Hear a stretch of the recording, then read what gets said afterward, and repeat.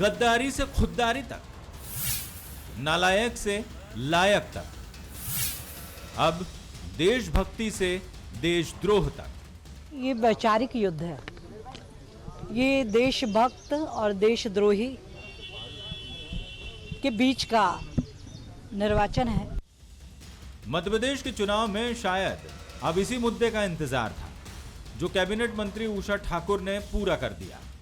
Cabinet मंत्री कह रही हैं कि चुनाव देशभक्त और देशद्रोहियों के बीच हो रहा है। तो सवाल है कि देशभक्त कौन और देशद्रोही कौन? मंत्री की माने तो देशभक्त वो जो बीजेपी के साथ है और देशद्रोही वो जो कांग्रेस के साथ। जिनको राष्ट्रवादिता से प्रेम था वो भारतीय जनता पार्टी के साथ हैं, जो राष्ट्रवाद से विमुख हुए वो कांग्रेस के साथ। हाँ, उन्हें विचार करना चाहिए। हम वैचारिक अनुष्ठान के लिए राजनीति करते हैं, हम विधायक, सांसद या मंत्री बने रहने के लिए राजनीति नहीं करते। अब कैबिनेट मंत्री का ऐसा बयान आएगा तो जोरदार पलटवार तो होगा ही। क्या भारतीय जनता पार्टी में एक भी ऐसा नेता है जिसने आजादी की लड़ाई लड़ी हो या आजादी के आंदोलन में भाग लिया हो? हाँ, कांग्रेस के पास तो इतिहास है, कई नेताओं ने कुर्बानियां दी, हमने आजादी के लिए संघर्ष किया, आजादी दिलाने में कांग्रेस का योगदान है। और हम तो देशभक्त हैं क्योंकि हमने देशभक्ति वाले काम किए। आपकी पार्टी किस प्रकार से देशभक्त हुई, जरा ये तो बताएं। इससे साफ है कि ये अलगाववाद पैदा करना चाहती है, सापड़ा सद्भाव बिगाड़ना चाहती है। इनकी हमने चुनाव आयोग से शिकायत की है कि इन्हें चुनाव प्रचार से अलग रखा जाए और इनको मंत्रिमंडल से हटाने तत्काल हटवाया जाए। कुछ दिनों पहले उषा ठाकुर ने आदिवासी संगठन जयस को भी राष्ट्रद्रोही बताया था। जयस ने प्रदेश भर में पुतले फूंक दिए तो 24 घंटे में बयान वापस ले लिया। मध्य प्रदेश के 28 सीटों पर हो रहा ये उपचुनाव बयानों तक सीमित नहीं, बल्कि आरोप प्रत्यारोप, दावे और वादों का चुनाव, खुद को सच साबित करने, दूसरे को झूठा बताने का चुनाव। चाहे वो किसान कर्ज माफी हो या फिर कोई और मुद्दा, हर कोई खुद को जनता का हमदर्द बताने में पीछे नहीं। बयानों की इस चकल्लस के बीच नजरें खुद के मैनेजमेंट पर भी टिकी है। दोनों ही दलों को जीत का कॉन्फिडेंस है, ओवर कॉन्फिडेंस नहीं। पिछली बार हम ओवर कॉन्फिडेंस में चुनाव लड़े और ऐसा लग रहा था कि अब सरकार तो बनी गई है, हमें खाली मंत्रालय बांटना है और इसलिए बहुत सारी चूक हुई। हमने टिकट बांटने में भी चूक की, हमने थोड़ी सी चुनाव की रणनीति में भी थोड़ी सी चूक की, लोगों को अंडर एस्टिमेट किया, तो वो हमारी गलती हमें महसूस हुई। चुनाव हारने के बाद भारतीय जनता पार्टी बहुत अच्छे संगठित रूप से चुनाव लड़ रही है और ऐसा कोई ओवर कॉन्फिडेंस नहीं है। हम चुनाव को चुनाव की तरह ले रहे हैं। मुझे मध्य प्रदेश के मतदाता, मध्य प्रदेश की जनता, जहाँ उपचुनाव हो रहा है इसकी जनता पर पूरा विश्वास है। वो कमलनाथ का साथ ना दें, कांग्रेस का साथ ना दें, सच्चाई का साथ दें। मध्य प्रदेश में होने वाला ये उपचुनाव वाकई में अब तक के हुए चुनाव से बेहद जुदा है, जहां राजनीति का कोई स्तर नजर नहीं आ रहा। वैचारिक स्तर पर भी खोखलापन है। बयानों ने तो सीमाएं तोड़ दी है। तारीखों के ऐलान के साथ मध्य प्रदेश के इस पॉलिटिकल ड्रामे के और भी रंग देखने को मिलने वाले हैं। इंतजार कीजिए। नमस्कार, मैं हूं शरद द्विवेदी और हमारा आज का मुद्दा है इलेक्शन में राष्ट्रवाद की एंट्री है। अब राष्ट्रवाद ही बचा था। अब कोई टेस्ट होता तो कोरोना की तरह टेस्ट करके देख लेते कि राष्ट्रवाद कितना है किसी व्यक्ति में। और ये भी बात तब हो रही है जब भगत सिंह जी की हम बात कर रहे हैं और उस दिन हुई है जिस दिन हम भगत सिंह जी को याद कर रहे हैं, उनके आज़ादी में योगदान को, उनके अवदान को। दोनों दल एक दूसरे पर जो आरोप लगा रहे हैं वो ये बताते हैं कि राजनीति का स्तर भी कहाँ चला गया है और एक दूसरे पर भरोसा करने की जो बात है वो भी कहाँ चली गई है। जमकर एक किसान कर्ज माफ़ी का मसला हो या फिर बिकाऊ टिकाऊ का मसला हो, सब तरफ आरोपों की एक झड़ी है और इसी झड़ी के बीच में कुछ इस तरह की बातें भी सामने आ जाती हैं जिसको आप कहते हैं कि डर्टी ट्रिक्स डिपार्टमेंट जो होता है, जो ऐसी चीज़ें करने लगता है कि कुछ समझ ही नहीं आता कि ये किसकी तरफ से ये बात कही गई है। तो ये चीज़ें भी शुरू हैं और सोशल मीडिया के ज़रिए कुछ इस तरह का भी प्रचार, दुष्प्रचार, प्रोपेगेंडा चल निकलता है जो वजूद में होता ही नहीं है। न किसी क्रेडिबल मीडिया ने उस चीज़ को कहीं खबर के तौर पर प्रकाशित या प्रसारित किया है। लेकिन ये कौन लोग हैं जो इस डर्टी ट्रिक्स डिपार्टमेंट को लीड करते हैं और ऐसी खबरों को प्रसारित और प्रकाशित करते हैं, ये सबसे बड़ी चीज़ है। जैसे मैं आपसे बात कर रहा हूँ सोमवार को, इसी दिन सिंधिया जी के साथ कथित अभद्रता का एक समाचार सोशल मीडिया में चल निकला और उससे बंसल न्यूज़ को जोड़ने की कोशिश भी हुई, लेकिन वो पूरी तरह फेक और भ्रामक निकला और बंसल न्यूज़ इसके खिलाफ लीगल एक्शन भी ले रहा है और साइबर सेल में शिकायत भी की है। तो चुनाव के स्तर को ये दिखाता है कि आखिर आप गिरेंगे तो कहाँ तक गिरेंगे, कितने नीचे जाएंगे और क्या कुछ ऐसा करते रहेंगे जिससे जनता के मुद्दे जो हैं, चाहे वो किसानों का मसला हो, रोज़गार हो, कर्ज माफ़ी हो, इन तमाम मसलों पर आप बात ना करके आप कुछ दूसरे मसलों की तरफ चले जाते हैं। चलिए आज हम बात करते हैं इसी मुद्दे पर और हमारे साथ जो मेहमान हैं, भोपाल स्टूडियो में मेरे साथ हैं बीजेपी के युवा नेता प्रवक्ता कृष्ण गोपाल पाठक जी, बहुत स्वागत है। इंदौर से हमारे साथ हैं कांग्रेस के युवा नेता प्रवक्ता अमीनुल खान सूरी साहब, उनका मैं इस्तकबाल करता हूं। और हमारे साथ हैं वरिष्ठ पत्रकार, बंसल न्यूज़ के स्पेशल कॉरेस्पॉन्डेंट, राजनीतिक विश्लेषक जो मध्य प्रदेश की राजनीति पर गहरी नज़र रखते हैं, मध्य प्रदेश छत्तीसगढ़ की, निशांत बिसेन, उनका भी स्वागत करता हूँ। निशांत, ये जो पूरी चीज़ें हैं, पहली टिप्पणी आप ही के लेकर मैं आगे बढ़ता हूँ। किस तरह आप देखते हैं, अब राष्ट्रवाद की भी एंट्री हो गई और बहुत साफ तौर पर कहा गया है इसमें एक सीनियर कैबिनेट मंत्री की तरफ से कि जो बीजेपी की तरफ आएगा वो राष्ट्रवादी है और जो कांग्रेस की तरफ जाएगा वो राष्ट्र से प्रेम नहीं करता। ये एक सोच हो सकती है, एक दृष्टि हो सकती है, लेकिन बात यहीं तक समाप्त नहीं होती। दोनों तरफ से जिस तरह की चीज़ें हो रही हैं, कांग्रेस की तरफ से, बीजेपी की तरफ से, इसका सिलसिला कहीं और जनता से जुड़े मुद्दे जो हैं वो केंद्र में आने चाहिए। जबकि मैं देख रहा हूं कि मुख्यमंत्री शिवराज सिंह चौहान और कमलनाथ जी इश्यूज़ की बात कर रहे हैं और भी कुछ वरिष्ठ नेता हैं, ज्योतिरादित्य सिंधिया है, वो भी बात कर रहे हैं, लेकिन और कुछ नेता जो हैं दोनों ही पार्टियों के, वो शायद कई बार पटरी से उतर जाते हैं। जी निशांत जी। जी बिल्कुल, अब हम उस मुहाने पर खड़े हैं शरद जी, जहां पर बस अब इलेक्शन का ऐलान होने ही वाला है। उसके पहले हम देख रहे हैं कि बयानों की एक तरीके से बौछार भी आ चली है और हम यह वजह तलाशने की कोशिश कर रहे हैं कि ऐसे बयान क्यों। लेकिन हम जरा पीछे मुड़कर अगर देखते हैं तो भारतीय चुनावी राजनीति में राष्ट्रवाद का तड़का लगाया जाता रहा है, ज़रूरत के मुताबिक लगाया जा रहा है। इस इलेक्शंस की अगर बात करें तो यहाँ पर सैंपल साइज़ बहुत छोटा है, महज 28 सीटों पर उपचुनाव होने हैं और शायद मुद्दे बहुत ज़्यादा प्रभावी तरीके से आ नहीं पा रहे हैं। दोनों ही पार्टियां ऐसे चेहरों के साथ इलेक्शंस में उतर रही हैं जो पिछले दफ़े या उससे पहले सामने वाले पाले में खड़ी थी। तो ऐसी परिस्थिति में बयानों से खुद की पहचान स्थापित करना, बयानों से जनता को आकर्षित करने के लिए एक तरीके से हथकंडे आजमाए जा रहे हैं, मैं यही मानता हूं। लेकिन इन सब के बीच कुछ मसले बेहद गंभीर हैं, बेहद संवेदनशील हैं, जिसमें किसान कर्ज माफ़ी जैसा मसला है, जिसके सहारे कांग्रेस पिछले 2018 दिसंबर के इलेक्शन में 230 विधानसभा सीटों तक गई थी। उसको लेकर एक सेंसिबल बहस होनी चाहिए। और हम देख रहे हैं कि किसानों की बात करते हुए शिवराज सिंह चौहान ने भी किसान सम्मान योजना लाई है, जिसमें 4,000 रुपये किसानों को दिए जाएंगे। विकास के लिए क्या मॉडल होना चाहिए, इंफ्रास्ट्रक्चर की क्या बात होनी चाहिए। महज 3 साल अगली सरकार के पास, चाहे वो बीजेपी की हो या कांग्रेस की हो, इन 3 सालों में मध्य प्रदेश का क्या रोड मैप होना चाहिए, इस दिशा में बात करने की बजाय प्रत्याशी या पार्टियों के जो मेंबरान हैं, जो उनके कार्यकर्ता हैं, जो उनके बिल्कुल नेता हैं, वो जिस तरह के बयान दे रहे हैं उसे बहुत ज़्यादा प्रोत्साहित नहीं किया जाना चाहिए। पाठक साहब, आप भी एक सेंसिबल युवा राजनेता हैं और आप भी इत्तेफाक रखेंगे कि मसले वो होने चाहिए जो जनता से सीधे तौर पर जुड़ें। राष्ट्र निश्चित तौर पर अहम है, आपके लिए भी और कांग्रेस के लिए भी। सबसे महत्वपूर्ण बात यह है कि हम अपने राष्ट्र को केंद्र में रखकर ही राष्ट्र के जो पहरेदार हैं, जो नागरिक हैं, हम उनको सशक्त करने की तरफ बढ़ें। कि किस तरह देखते हैं आप इस मसले को? देखिए, लोकतंत्र में वैचारिक मैं समझता हूं कि सभी को अपनी बात रखने का अधिकार है, भारतीय जनता पार्टी हो या कांग्रेस पार्टी हो। मैं आज दोनों बातों का यहां पर जवाब दूंगा। सबसे पहले तो मैं नरेंद्र सलूजा पर जाऊंगा, जो उन्होंने आज़ादी के आंदोलन को यहां पर रखकर हमें बताया है और समझाने की कोशिश की है। तो नरेंद्र भाई, आपको मालूम होना चाहिए कि 1947 के पहले भारत में लोकतंत्र नहीं था, ना ही कोई राजनीतिक दल का गठन हुआ था। एक आंदोलन और एक बैनर का नाम था कांग्रेस पार्टी, जिसमें मेरे दादाजी भी थे, आपके दादाजी भी होंगे और नरेंद्र सलूजा की कई परिवार के होंगे।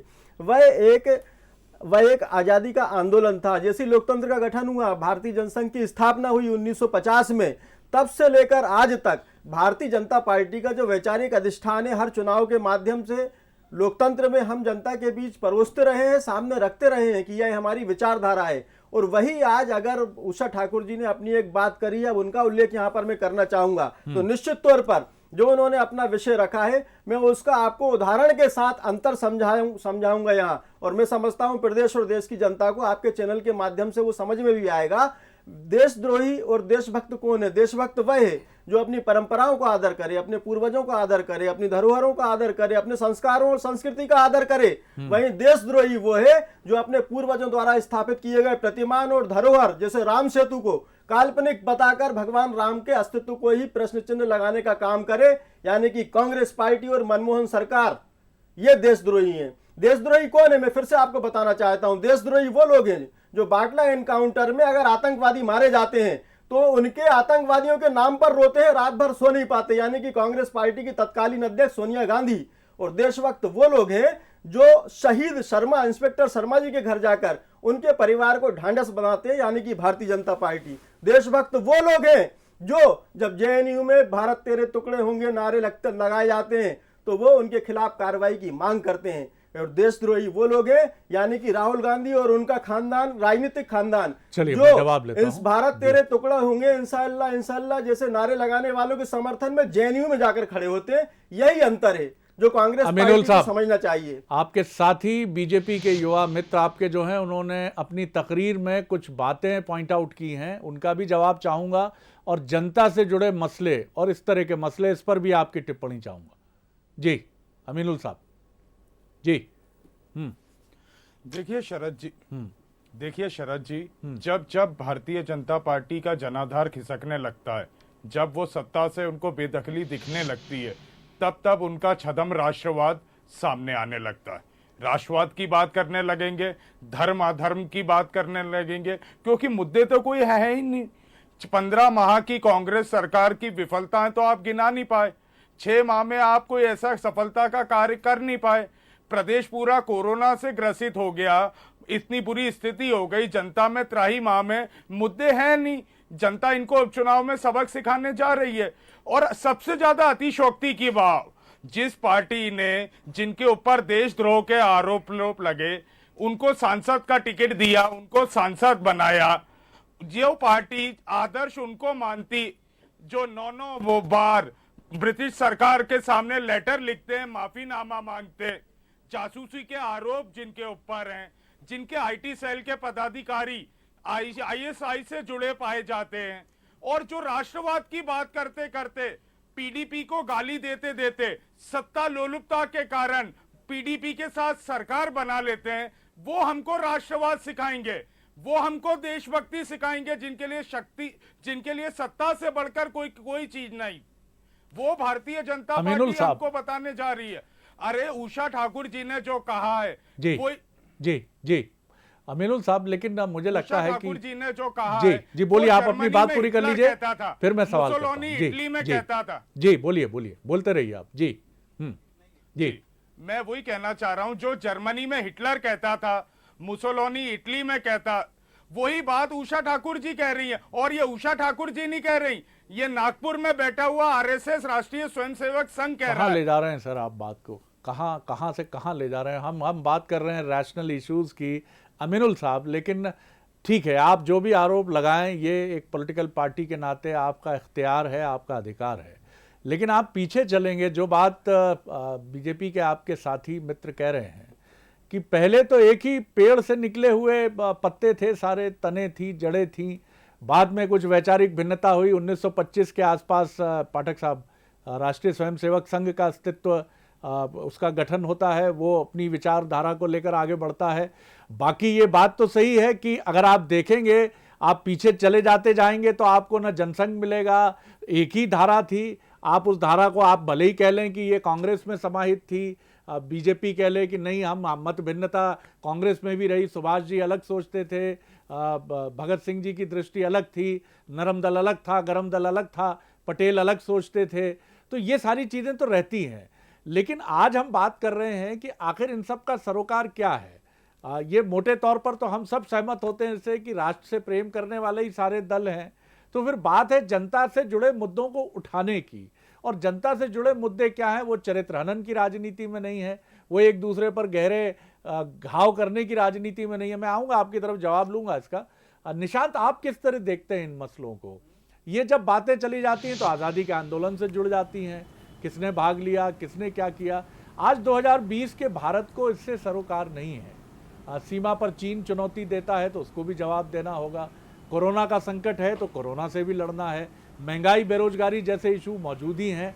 तो दोनों दल इस पर क्यों डिबेट करना पसंद नहीं करते? क्या ये एक आसान तरीका होता है कि आप एक इमोटिव इशू ले आइए, एक भावनात्मक मुद्दा ले आइए और चुनाव आपको लगता है कि आपकी झोली में आ जाएगा? जी बिल्कुल, फिर वही बात आती है जब कहने के लिए बहुत ज़्यादा नहीं होता, या फिर अपनी बातों को प्रभावी तरीके से रखने के लिए जब बहुत सारे तथ्य नहीं होते, विज़न नहीं होता, उसी के अभाव में ऐसी बातें सामने आती हैं और उसी का प्रचार भी होता है। हमें ये नहीं भूलना चाहिए कि इस आपदा के मौके पर ये जब चुनाव हो रहे हैं, ये बहुत मुश्किल वक्त है पूरे देश के ही लिए। मध्य प्रदेश की अगर बात करें तो मध्य प्रदेश के लिए भी, और उन 28 सीटों के लिए भी जहां पर ये उपचुनाव होने वाले हैं। तो क्यों ना दोनों पॉलिटिकल पार्टीज, मैं फिर दोहराऊंगा कि अगले 3 साल के विजन पर काम करते हैं। क्यों नहीं वो ये अपना विजन डॉक्यूमेंट पेश कर रही हैं कि हम किस तरीके से इस महामारी से उबरेंगे, इसके बाद मध्य प्रदेश, बेहतर मध्य प्रदेश के लिए किस तरीके का कंट्रीब्यूशन, चाहे ग्वालियर चंबल रीजन की तरफ से हो, बुंदेलखंड की सीटों की तरफ से हो, या फिर इंदौर की सीटों की तरफ से हो। तो इस दिशा में अगर पॉलिटिकल पार्टीज और उनके नेता काम करें तो मुझे लगता है ये मतदाताओं को भी लुभाएगा, उन नेताओं के प्रति भरोसा पैदा करेगा, उन राजनीतिक दलों के प्रति भी भरोसा पैदा करेगा, और जो फिजा में, राजनीतिक फिजा में कड़वाहट घुली हुई है, ये भी मिश्री में तब्दील हो जाएगी। ये बिल्कुल आप ठीक कह रहे हैं, लेकिन ये होता हुआ दिखता नहीं है। पाठक साहब, ये बिल्कुल ठीक बात है कि आपने किसान सम्मान निधि बढ़ा दी और बड़ा अच्छा काम किया। 6,000 केंद्र सरकार और 4,000, 10,000 रुपये आप दे रहे हैं। इसके पहले कांग्रेस ने कर्ज माफ़ी की, अच्छा किया, बहुत अच्छा किया। किसानों के कर्ज के बोझ को कम करने की कोशिश की। अब उस पर सियासत होगी, होने दीजिए, कोई उससे नाराज़गी नहीं है। लेकिन ये जो मसले आ जाते हैं, उषा जी ने जो विषय उठाया, उनकी दृष्टि हो सकती है, राजनीति में हर व्यक्ति की दृष्टि है। मैं भी यहाँ बैठा हूँ एक तटस्थ प्रेक्षक के नाते, मॉडरेटर के तौर पर, लेकिन दृष्टि मेरी भी है और हो सकती है और होनी ही चाहिए। लेकिन उसका प्रगटीकरण किस रूप में होना चाहिए, ये बहुत मायने रखता है। आखिर क्या चुनाव के पहले आप सब बैठकर ये तय नहीं करते कि किन इश्यूज़ पर हम बात करेंगे, क्या विषय हमारी तरफ से उठेंगे? क्योंकि एक कलेक्टिव रिस्पॉन्सिबिलिटी है, खासतौर से कैबिनेट मंत्रियों, क्योंकि उनकी जो बात है वो मुख्यमंत्री की बात मानी जाती है। देखिए शरद जी, भारतीय जनता पार्टी वो एक राजनीतिक दल है जो अपने पहले दिन से वैचारिक जो अपनी प्रतिबद्धता है, जब हम जीरो हुआ करते थे देश में, तब भी हमारी वही वैचारिक प्रतिबद्धता थी जो आज है, हमारी वही रीति नीति थी, हमारा सोचने का तरीका वही था जो आज है। भारतीय जनता पार्टी, आपको ध्यान होगा, 1950 से ही हमारे जो संस्थापक थे डॉक्टर श्यामा प्रसाद मुखर्जी जी लगातार पंडित नेहरू को सरदार पटेल जी के साथ चेताते रहे थे, लेटर भी लिखते रहे थे कि चीन की विस्तारवादी नीति जो हमारे सामने आ रही है उसका नतीजा यह होगा कि चीन तिब्बत को हड़प लेगा। वो चीन और भारत की सीमाएं जब मिल जाएंगी तो आप समझिए उसका विस्तारवादी रवैया क्या होगा। पंडित नेहरू नहीं चाहते। हम ये आज पहली बार बात नहीं कर रहे हैं। वहीं दूसरी बात की मैं आपको और तुलनात्मक यहाँ पर बताना चाहूंगा, 2014 में जब से नरेंद्र मोदी जी की सरकार आई है, हमने चीन भारत की सीमा पर इंफ्रास्ट्रक्चर को भी खड़ा किया है, रोड बनाई है, सड़क बनाई है, पुल बनाए हैं, पुलिया बनाई है, हथियार भी खरीदे, विमान भी खरीदे, हेलीकॉप्टर भी खरीदे। वहीं दूसरी ओर कांग्रेस पार्टी की मनमोहन सरकार में रक्षा मंत्री ए.के. एंटोनी हुआ करते थे यूपीए 1 में। उन्होंने लोकसभा में, संसद में बयान दिया था कि हम चीन को नाराज नहीं करना चाहते, इसलिए हम किसी प्रकार का डेवलपमेंट सीमा पर नहीं कर रहे हैं। यही तो देशभक्ति और देशद्रोहिता है। आप क्यों कमजोर अपने देश को कर रहे हैं, क्यों चीन से डर रहे हैं? भारतीय जनता पार्टी और देश की 130 करोड़ जनता आज कांग्रेस पार्टी से ये पूछना चाहती है। देश की 130 करोड़ जनता के साथ साथ मध्य प्रदेश की 7.5 करोड़ जनता भी है, कांग्रेस पार्टी से पूछना चाहती है कि मनमोहन सरकार में रहते हुए वो समझौता नरसिम्हा राव सरकार में क्यों किया गया कि सीमा पर कोई गोली नहीं चलाई जाएगी, उसका फायदा चीन हमेशा उठाता चला गया। लोकसभा के इलेक्शन नहीं है पाठक साहब, इलेक्शन है विधानसभा के, और वो भी विधानसभा का भी एक उपखंड कह लीजिए कि उपचुनाव है। इस उपचुनाव में राष्ट्रवाद, चीन, मैं नहीं कहता कि ये विषय नहीं आने चाहिए। शरद जी, मैं मध्य प्रदेश के संदर्भ में एक बहुत बड़ी बात बोलना चाहूंगा। अगर मध्य प्रदेश में चुनाव हो रहे हैं तो मैं एक विधानसभा, 2 विधानसभा का आपको यहाँ उदाहरण देता हूं। वो सारी 230 विधानसभाओं पे लागू होता है, वो 27 पर भी लागू होता है। अगर हम सांची विधानसभा की बात करें, सुर्खी विधानसभा की बात करें, तो आपको यह जानते हुए हर्ष होगा कि प्रधानमंत्री सम्मान निधि जो किसानों को दी जा रही है, मालूम है एक विधानसभा में कितनी है? 26,000 किसानों को, पहले 6,000 और अब शिवराज जी के 4,000 मिलाकर 10,000 रुपये प्रतिवर्ष दिए जा रहे हैं। ये क्या कम छोटा अचीवमेंट है? आज दोनों विधानसभाओं में, शरद जी, सांची में 21,000 गरीबों को प्रधानमंत्री आवास योजना के माध्यम से घर या छत उपलब्ध कराई गई है। और सुर्खी में और 27 विधानसभाओं में भी यही एवरेज आता है। ये क्या गरीबों के लिए कम बड़ा अचीवमेंट है? कांग्रेस पार्टी अपने किए हुए वादों का जवाब दे, 4,000 रुपया प्रति माह। आप अपने 1.5 साल के कामकाज की बात करें, जैसे बीजेपी अपने 6 महीने के कार्यकाल की बात कर रही है, आप अपने 1.5 साल की बात करें। राष्ट्रवाद पर सवाल जवाब होने लगेंगे तो मसला कहीं दूसरी तरफ ही निकल जाएगा। अमीनुल साहब जी बोलिए सर। जी देखिए शरद जी, जिस दिन से कमलनाथ जी की सरकार गई, ये उपचुनाव की आहट हुई, उसी दिन से हमने चुनाव का मुद्दा बनाया। 15 माह का मुकाबला 15 साल से। हम हमारी 15 माह की उपलब्धियां लेके चुनाव में जा रहे हैं, जनता के बीच जा रहे हैं। पर कैबिनेट मंत्री अगर कोई सवाल पूछेगी, हमने तो कांग्रेस पार्टी तो विकास की बात कर रही है, किसान की बात कर रही है, नौजवान की बात कर रही है और रोजगार की बात कर रही है और अपने 15 माह के कार्यकाल की बात कर रही है। अभी मेरे मित्र ने कहा चीन की बात की। अरे आज नरेंद्र मोदी जी की चीन के सामने वो हालत है कि भारत के सैनिकों की शहादत हो जाती है चीन के द्वारा, और हमारा प्रधानमंत्री 56 इंच का ये नहीं कह पाता कि चीन भारत की सीमा में आया। आप इस तरह की बातें ना करें। मैं इसका रही बात मुखर्जी की कही गई, मैं जवाब देना चाहूंगा। ये श्यामा प्रसाद मुखर्जी जी ने जिन्ना की पार्टी के साथ में कलकत्ता म्युनिसिपल इलेक्शन में सरकार बनाने का काम किया, नगर निगम कलकत्ता म्युनिसिपल का, कांग्रेस को रोकने के लिए। तो आज जिन्ना के साथ हाथ मिलाने को तैयार थे। ये पार्टी सिर्फ सत्ता चाहती है और कुछ नहीं चाहती है। इसको सत्ता के अलावा कोई मतलब नहीं है। नहीं, मुझे लगता है कि हम इतिहास के पन्ने, मैं कहना चाहता हूं, जी बोलिए की बात हो रही है, देशभक्ति की बात हो रही है कि आरएसएस ने झंडा तिरंगा फहराने में नागपुर में इतनी देर क्यों की थी? आज ये लोग उषाबाई सब जगह सर्टिफिकेट राष्ट्रवाद की बात मुझे ऐसा लग रहा है हम ऐसे विषयों पर बात कर रहे हैं जो दोनों पार्टियों के मान बिंदु हैं और राष्ट्रीय विषय हो जाते हैं। चलिए बोल लीजिए आप भी। मैं इसका जवाब देना चाहूंगा। आपको ध्यान होगा कि हमारे कानून में यह व्यवस्था की गई थी कि सरकारी संस्थानों पर, सरकारी भवनों पर ही तिरंगा फहराया जा सकता है। ये सुप्रीम कोर्ट ने इजाजत दी है कि देश का नागरिक अपने घर पर भी तिरंगा फहरा सकता है। ये नियम किसने बनाए थे? आपने बनाए थे, कांग्रेस पार्टी ने बनाए थे। ये नियम कांग्रेस पार्टी ने बनाए थे, कांग्रेस पार्टी की केंद्र सरकार ने बनाए थे। इसको सुप्रीम कोर्ट ने हटाया है। उसके बाद देश के प्रत्येक घर पर देश के नागरिक ने अपने मान सम्मान तिरंगा झंडे को फहराने का काम किया है। नियम आप बनाए, कानून आप बनाए, देशद्रोही बात आप करें और प्रश्न हमसे पूछे, भारतीय जनता पार्टी से पूछे, तो भैया देश की जनता आपको 2014 में भी आपके देशद्रोही रवैये के कारण जवाब दे चुकी है। चलिए मुद्दे पर आइए। अमीनुल साहब, मध्य प्रदेश के लिए क्या है कांग्रेस के पास? पार्टी को कह दिया, ये सवाल बीजेपी से भी है। अमीनुल साहब, क्या उपलब्धियां हैं मध्य प्रदेश के लिए कांग्रेस के पास? क्या जनता से वादा करके आप उतर रहे हैं उपचुनाव में? ये तो बोलिए सर। जी बहुत कम वक्त है, 30 सेकंड में अपनी बात पूरी करें। जी हमने जो 15 माह में कार्यकाल की है, 26 लाख किसानों की कर्ज माफी की, इंदिरा गृह ज्योति योजना आप सबके सामने है कि किसके बिजली के बिल कितने आते। आप भी खुद जवाब दे सकते हैं कि आपका बिजली बिल क्या आता था कांग्रेस शासन में और अब क्या आता है। ओबीसी का आरक्षण 27% हमने किया। शुद्ध के लिए युद्ध हम लड़े, माफियाओं से हम लड़े। इसमें रोजगार देने का काम हमने 70% रोजगार की बात की। उद्योग लाने के बाद कांग्रेस सरकार में कमलनाथ जी के समय उद्योगपतियों को मेट्रो लगाने का काम कमलनाथ जी के समय कहां चल रहा था और आज प्रदेश में मेट्रो कहां आके रुक गया है। तो हम तो हमारे 15 माह की सारी उपलब्धियों को लेके जा रहे हैं। हमारी उपलब्धियों में जो कमी रही हो बताए, चुनाव लड़े। हम 15 माह वर्सेस 15 साल की बात कर रहे हैं और डंके की चोट पे कह रहे हैं। बिल्कुल ठीक है। डंके की चोट पर ही कहिए और जनता के हित की बात कहिए।